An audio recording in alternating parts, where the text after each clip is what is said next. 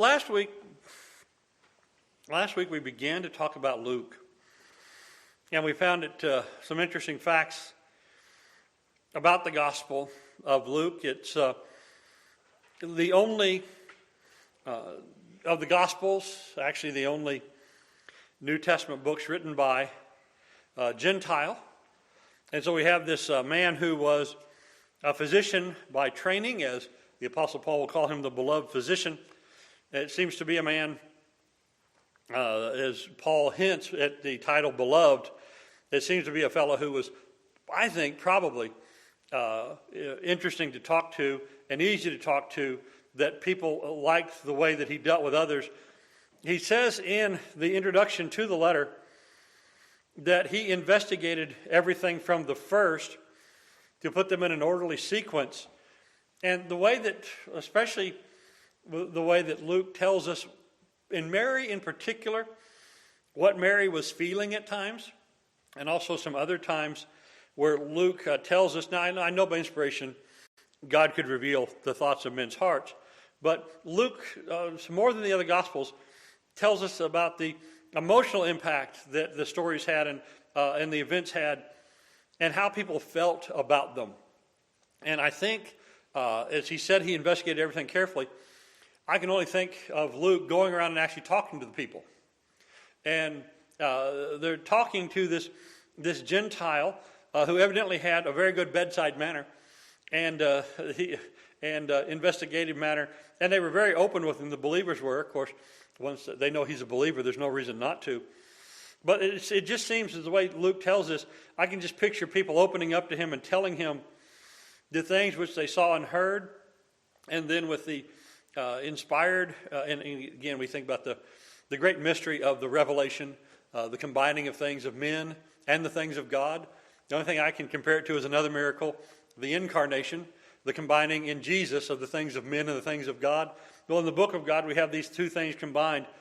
And we see something of Luke, and I think everything we see of Luke in the human elements revealed in Luke and Acts is good. They're good things about him. And so I think if we knew him, like Paul calls him the beloved physician, we'd probably like him too. And I realize when we get to heaven and the punch card list of things I'd like to go and do and talk to and visit with people, I realize there's going to be a very long line at the Luke stand. And so I don't know if I want to get in the back of that line, because I'll have plenty of time. Plenty of time for other people to ask him questions. But eventually I do want to go by Luke's chair, by Luke's table, and ask him about so many things. Maybe he'll just hold these things in a big lecture hall and tell us all, because there's so many want to know. But Luke really does give us this picture of Jesus as the perfect man, as we talked about last week, and well grounded in time and place.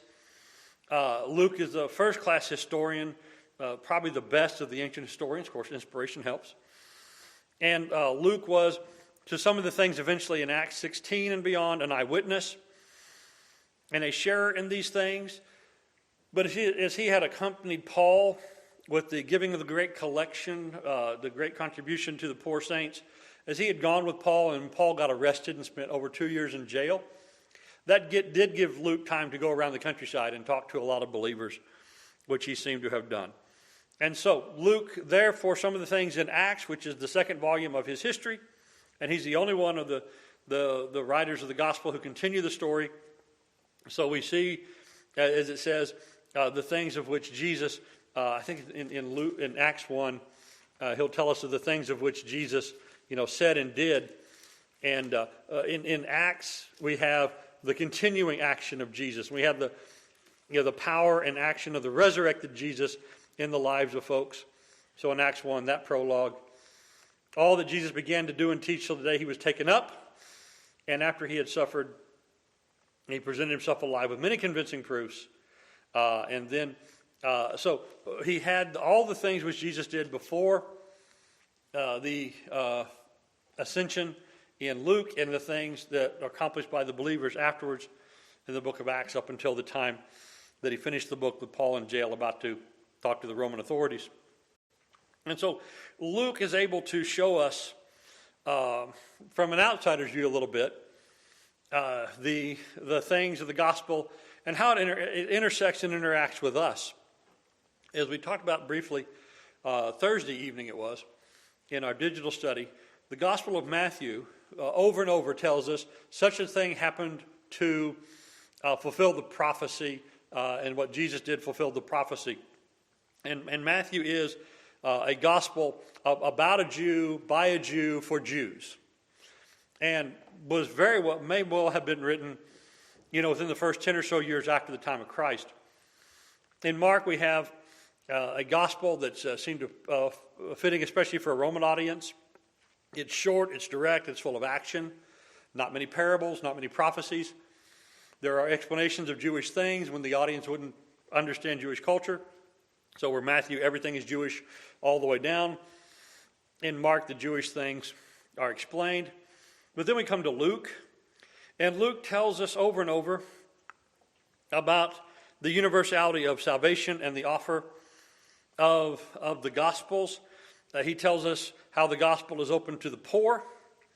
He has a special mention several times of the Samaritans, of the Gentiles, of the publicans, of the sinners, of the outcast, as it says in Luke 3 and 6, which sort of is a theme passage for the whole book.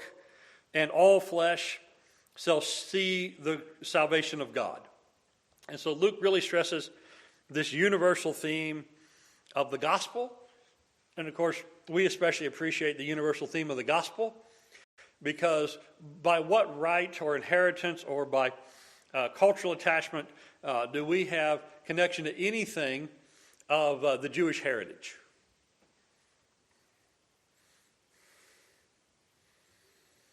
Well, it's not by cultural attachment. It's not by physical descent and attachment. And yet, why is it we know these Jewish stories better than a lot of them than we know our own? They're the story of God's people.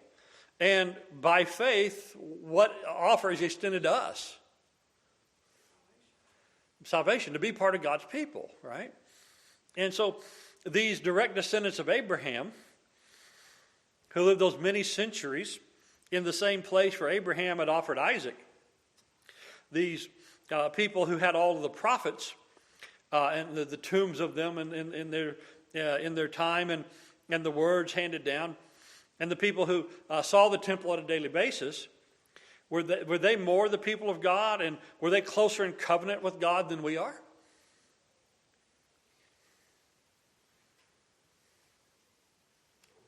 No, they're not. Yeah, they're not.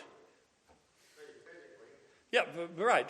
Theirs was the promises, and theirs was the covenant, and theirs was, the descent through which Christ came.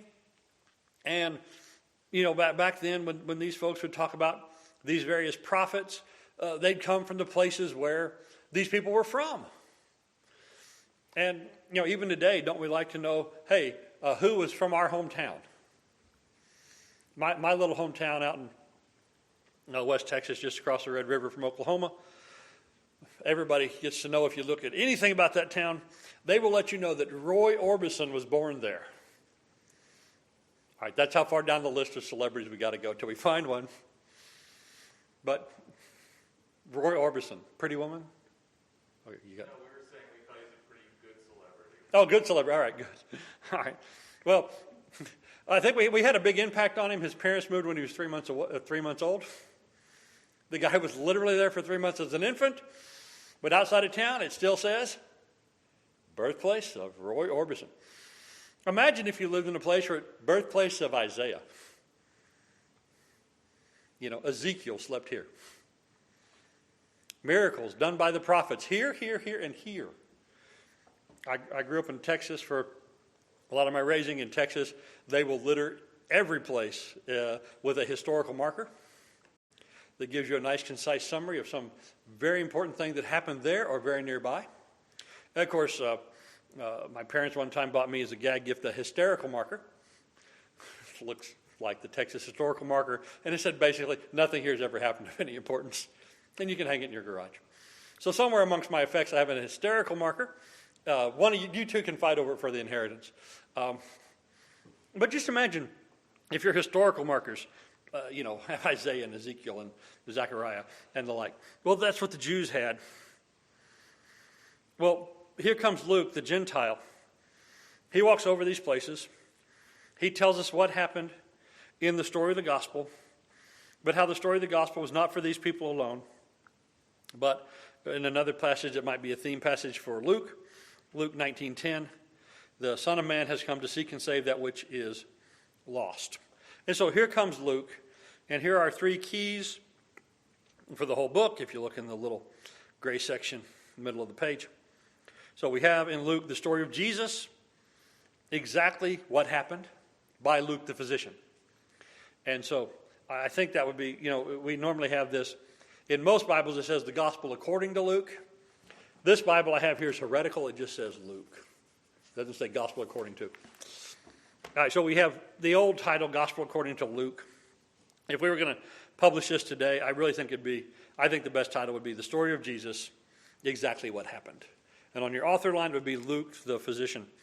So Luke is, as we mentioned, a first-class historian and recorder of events, and he has been tested by many critical examinations of his text.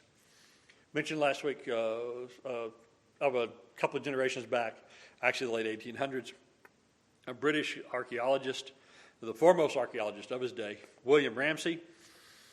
Later would be Sir William Ramsay, a man who was a skeptic who investigated the things in Luke, or particularly in Acts, found Acts to be right in every particular that could be verified. And he went and did the digging and found many, many verifications of facts, at that time unverified, and of all the names of titles, the names of rulers, the names of cities, the names of regions, in the time period in which Luke is purported to have recorded these things, Luke was right in every single particular. And so it's sort of like, if somebody doesn't know much about America and writes a book about America, and you read about various counties in Louisiana, well, what do you know is wrong immediately?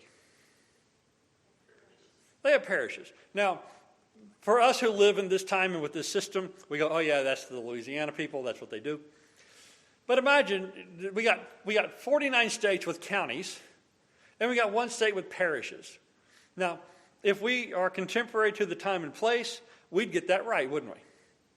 And there's things that just, you can, even if you don't know exactly why, you can kind of feel it in your bones when a guy gets the facts right or facts wrong. And so, use Louisiana. Imagine if you told the story of the guy who was both the governor and the state senator, a senator to the U.S. Senate. He was a senator from the state and the governor at the same time. How often could you tell that story? Well, you can when it's Huey Long. And so there's just these odd facts where in one place there's a particular title, but in another place it's another, right? And so for instance, down in Texas, the chief executive officer of a county is called the county judge. So the county commissioners, the commissioner's court, they're the people in charge of a county. The head person in the county commissioner's court is the county judge. And there's a lot of laws and regulations the county judge can make. And so when this COVID thing started, the county judge in charge of Harris County, which is Houston, he implemented a mask regulation. And I saw a couple of guys, and they were lawyers from other states, and they were very much opposed to the mask regulations, and that, whether you are or not, that's up to you. But they were aghast that a judge would make the order. How can a judge order the county what to do? Well, they didn't understand that in Texas, the county judge is an executive office. Now again, why is a judge in charge of an executive office? Well, because of Texas. That's how they organize. That's the title. But if you were from another state, you wouldn't get that, would you? And I saw people who were totally aghast that the judge would make these executive decisions. Well, but if you know the county structure and the legal structure of Texas, you know that's right. But who would get that right on the outside? Or who would get that wrong 70 years later or 80 years later? And it's often said about Luke and the other gospel writers that they wrote long after the time that they're purported to be written. And that the name of prominent people were attached to these gospels to help give them credibility. And that is something that happened in the ancient world to some degree. People would attach the name of prominent people to documents to give the document additional credibility. Although I have to ask you, if you read through the Gospels, are Matthew, Mark, or Luke prominent people? How prominent is Luke?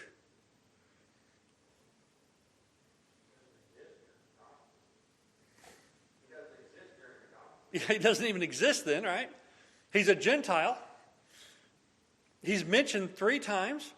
And if we didn't have the gospel with his name, would you make much of Luke's mention in the letters of Paul? Tychicus is mentioned more often than Luke. And there's a lot of Tychicuses running around, right? No. Luke is only prominent because of the gospel. And so this idea that these are documents compiled by many people later on. You read Luke, does it sound like that we've changed editors along the way?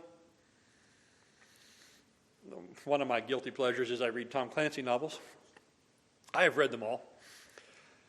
I have read more that have been written since he died than before he died, because there's 2 different guys they assigned to write in his universe because the money train was too good to give up. And there's one of the 2 I like better than the other of the ghostwriters. And now they've been doing this for so long, one of those is about to retire. But you can tell where Clancy died. You can just tell in reading the books. You can tell when we had to switch authors. As you read through the Gospel of Luke or any gospel, does it ever look like we've changed writers, we've changed editors, we've changed publishing companies, we've changed anything? There's more of it. There's a unity here you don't find in other places. So, what we have is this gospel purported to be by Luke, which everybody has, from the earliest days, who believes anything, has said that it was. It comes with it a volume 2, which is a story of the church. Now, I don't know how you would arrange the New Testament to do better than it currently is, but one thing I wish we would do is put Luke and Acts together, because Luke and Acts are volume 1 and volume 2. Now, the reason we don't do that is because why? Because John is such a different kind of gospel. Yeah, starting off in John 1:1, that would be a pretty good place to start the New Testament.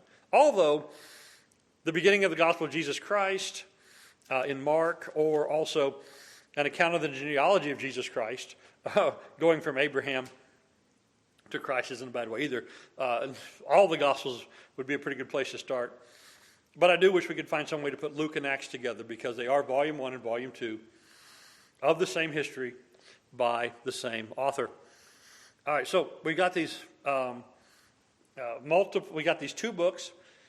As I say, I think we can pretty well date the book of Acts, and if we can date the book of Acts, we can date the book of Luke. We can date the book of Acts to Paul's imprisonment in Rome, because the whole second half of the story of the book of Acts leads to Paul being in jail and going to trial before Caesar. And where's the book end?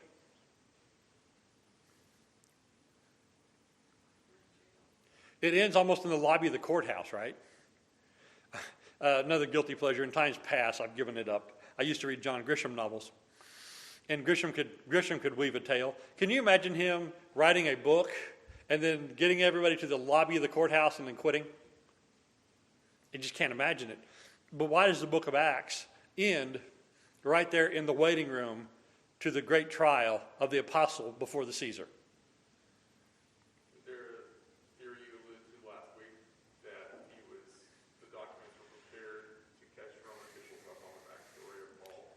I think they were. And even if that's not true, which I think it is, but even if that's not true, the ending is before the trial occurred, right? And so if we know when the trial occurred, which was right around the same time, and maybe most likely just slightly before the Caesar, who was Nero, started persecuting the Christians, which that happened right after the burning of Rome in 64 AD, well attested to fact in history. Paul's trial before Caesar was just very likely right before that event. And so that makes Acts be written in 64 AD. Well, if Acts is in 64 AD, when's Luke? Just a little before that. Just a little before that, 63 AD. Maybe the two volumes were together. So 62 to 64 AD is when Luke was written. It's also, as it says in Luke 1:1, it is addressed to most excellent, or most honorable, some translations, most excellent or most honorable Theophilus. Most excellent or most noble is a title of nobility. And as we mentioned last week briefly, Theophilus most likely seems to be a pseudonym. Because, Matt, what does it mean? One who loves God. Lover of God, one who loves God. And if you are a Christian, if you're a Roman official who's a Christian convert, right around the time that Nero is about to start persecuting the church, do you want your name attached to these things? And there's also a number of times, for instance, in the Gospel of John, where there is the hiding of identity. And that's one of the reasons why we think that these books were so early, because these books are written in the time when having your name appear in these records might be dangerous to you personally. And so that's particularly so in the Gospel of John. It seems it was written while Jewish authorities were still persecuting Christians in and around Jerusalem. Well, when did that stop? 70 AD. That came to a screeching halt. And the Gospel of John and all the other Gospels, the Gospels mention Jerusalem and its environs and places in Jerusalem, and none of them ever says this was over by that. They just say where it's at or what it's named. They never give any hint that that world of which they write has ceased. And so it's sort of like today, if we were writing a contemporary account of things in New York City, might we mention anything about 9/11? Or if we mentioned anything about the World Trade Centers, might we have to make a little caveat? This is where the World Trade Center was, right? But what if we wrote something before 2001? We would just mention the World Trade Center, right? Or 2 World Trade Center, or 7 World Trade Center, right? But after 2001, if there's any mention of things in Lower Manhattan, we sort of need a little bit of note, right? And so there's no hint at all of this Jewish world in Jerusalem having ceased. The only mentions of it ceasing are the prophetic words of Jesus. And you would think, and I got to thinking about this more and more, I think the early dates for most books are more and more likely with this view in mind. Because does any New Testament book mention, hint, suggest that Jerusalem and this whole Jewish system has gone away? The book of Hebrews may be the most prominent book where it's obviously still standing, right? But there's no hint that it might be passing away. Now, I do understand that there are some who jam everything before AD 70 so that they can teach an AD 70 doctrine. But there's a lot of other people who put every other single book, for their own reasons, before AD 70 without doing that. And I certainly don't believe in that realized eschatology, AD 70, Max King, whatever you want to call it, doctrine. But this seems to be convincing, or at least strong, circumstantial evidence of an early date to just about every book. Although I do think that Revelation and probably Jude are written after AD 70. But I don't think there's not reason to think that Jerusalem would have to come up in those books. But the vast majority of books are written, I think, much earlier than the skeptics often say. All right. So, question, comment. I've spoke for a while.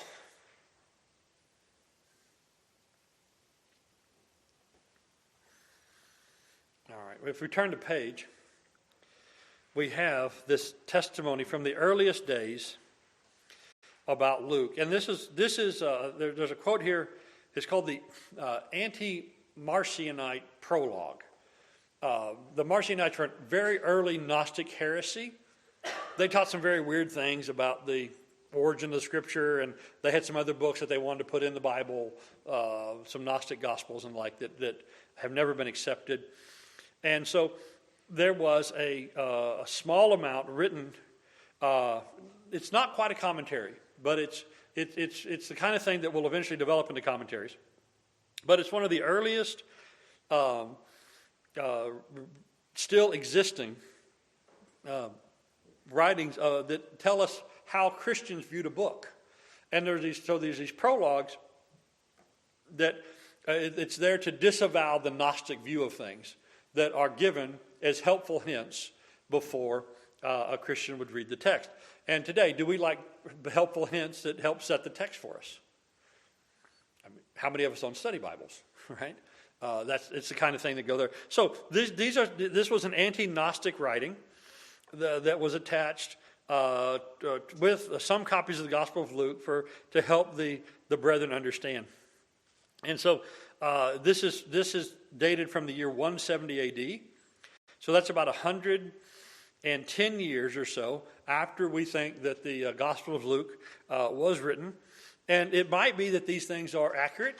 I think they're probably more accurate than most modern people were writing about it. But these facts that are not in the Gospel are probably true. So this is the prologue from the year 170 to Luke. Luke was an Antiochian of Syria. So from Syrian Antioch, a physician by profession. And that physician is attested to by Paul. He was a disciple of the apostles and later accompanied Paul until the latter's martyrdom, which most of that is in the book of Acts, but not quite all of it. He served the Lord without blame, having neither wife nor children, and at the age of 84 he fell asleep in Boeotia. That is in central Greece, the city of Thebes, which you may have heard of. City of Thebes is in that region. So he was full of the Holy Spirit. Well, again, we don't know for a fact that those are true things, but the way this is written with this confidence and this level of detail, it rings like a person who really believes this is so, right? It's a concise summary and likely, as I say, likely true. While there were already Gospels previously in existence, that according to Matthew, written in Judea, and that according to Mark in Italy, which fits exactly with what we believe about the other Gospels, Luke, moved by the Holy Spirit, composed this whole of his Gospel in parts about Achaia. Well, that he wrote them in Greece. That seems to be the one thing of this prologue that is probably most disputed. I'm sure he investigated in Judea. I don't know where he actually did the penning. In his prologue, he makes this point very clear that together, that should be though. I think that's a computer scan error. That though other Gospels had been written before this, or before his, and that it was necessary to expound to the Gentile believers the accurate account of the divine dispensation, so they should not be perverted by Jewish fables, nor be deceived by heretical and vain imaginations, and thus err from the truth. That last part where it talks about fables and heretical and vain imaginations, that is part of the reason why this prologue is there, to disavow the Gnostics. And so there's a bit of polemic in that. But anyway, this is one of the earliest statements about the Gospel of Luke. I think it's probably real close to entirely accurate, but it's not inspired, so take it as you wish. All right, so that's our Gospel of Luke. There, in broad outlines, we'll have 4 sections. Chapters 1 through 3, the origins of Jesus. And again, as we point out, Luke makes a special point to give us the historical, the political, the geographic, the cultural, and the religious settings of the life and work of Jesus in Roman Palestine. And he mentions 3 different Caesars. He mentions one king, Herod, and he mentions 2 Caesars, Augustus and Tiberius. He mentions another host of other officials as well. And, when you go back and look, and people have dug up and the inscriptions on coins and inscriptions on statues and dedications to public buildings and the like, guess who is exactly the ruler in all these places when Luke says they are? And he gets a lot of rulers in a lot of places right, and he gets a lot of titles right, and he has been thoroughly checked more than just about any other author. So we have the exact setting of time and place. So that's the first 3 chapters, his origins. In chapter 4 through the middle of chapter 9, basically we'll summarize that as teaching about his kingdom, which is very different than a worldly kingdom. In the middle of chapter 9 through chapter 23, the conflicts that lead to his crucifixion. All the Gospels are backloaded. The closer you get to the crucifixion, the more information you get. John's the most extreme case. Half the book is the last, basically 2 or 3 days of Christ. But the majority of the Gospels, the last 6 months are half the Gospels. It says there in chapter 9 that Jesus resolutely set his face to Jerusalem, telling the people he was going to be betrayed and he was going to be crucified. And from that statement on, it is a direct line through all these conflicts to the crucifixion. And so Jesus won't back down from the kingdom message, the gospel, and it leads to his death. But then in the last section, chapter 24, the resurrection, the vindication of Jesus' great claims. So Jesus claimed, and that sentence should end there, Jesus claimed the greatest things ever. Right? Especially if you go through the I am statements in the Gospel of John. I am the bread of life. I am the water of life. I am one with the Father. I am all of these different things. And you think, man, if that borders on megalomaniacal if he's not right. But what proves him right? He conquers death. He conquers death. And so the vindication of all the things that he did and taught. All right. Questions, additional comments before we go to the prepared questions? Doesn't just border on megomaniacal. He's saying he's tantamount to God. And so it's Right. It's been said before that Jesus was either, you can't say he was just a good man, because a good man would say those things if they weren't true. So he's either a lunatic.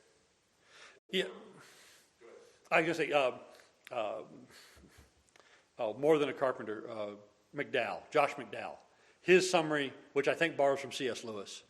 Lewis first did it, and then McDowell put it in a very popular and easy to digest form.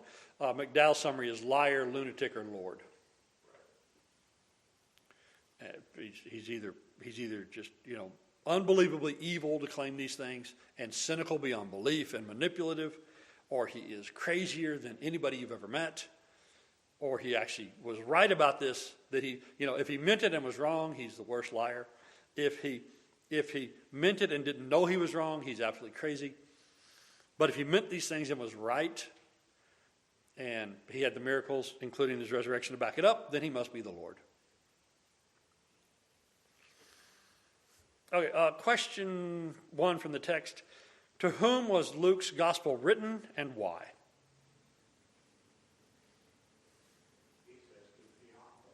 He says to Theophilus, that the one who is named lover of God, whether that's his actual name or just a very complimentary pseudonym. And Luke says it so you can do what?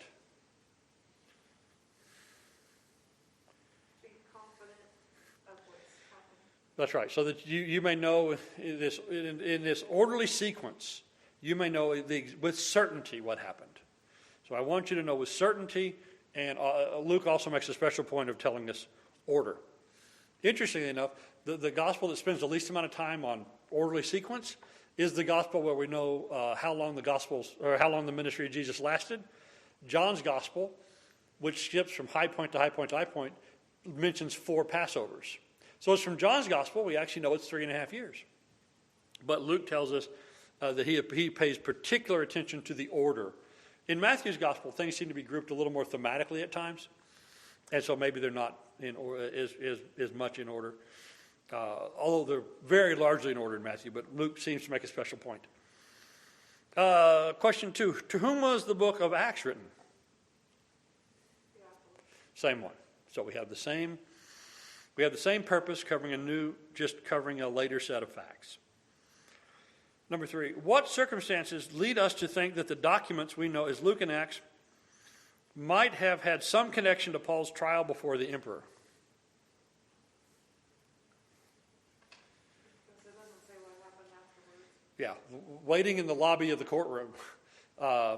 And if this was turned in with that so that people at the trial, in charge of the trial, maybe even to some degree, might know. Also, what appears to be, again, a complimentary pseudonym. Question 4. What do Luke 1:5, 2:1 and 2, and 3:23, what do those tell us? What do we gather from that?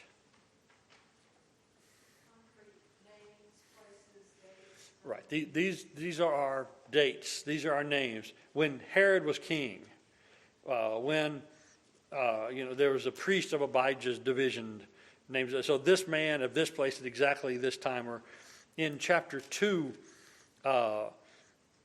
when Caesar Augustus said we're going to register everybody. The first census or first registration when Quirinius was governor of Syria.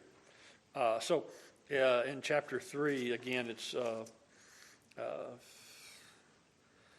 3:23, when Jesus was 30 years old. And so we have these time indications and time markers. So we don't have to guess. We're thankful. We know from John's gospel that it was about 3.5 years of ministry. And we have Luke telling us pretty directly Jesus is right around 30. So he might have been a year on either side of that, or it might have just been a month or two of his 30th birthday. But that's how we get 30-year-old Jesus with the 3.5 year ministry from the Gospels directly. Question 5. To whom is the kingdom of God open? We have 3 sets of verses there. To whom is the kingdom of God open? Who's in the first set?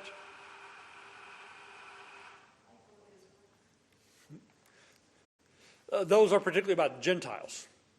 Gentiles in particular. The second set is where we have constant mention of tax collectors. So even this kingdom is so open, even government employees can come. And my dad was a government employee. So, question 5C, basically it's open to everybody. And lastly, aside from preaching, what was Luke's other profession? He was a doctor. Man, can you imagine a kingdom so broad that they let in the tax gatherers and the doctors? Hey, Matt, there's hope for lawyers yet. There's some of those in there too.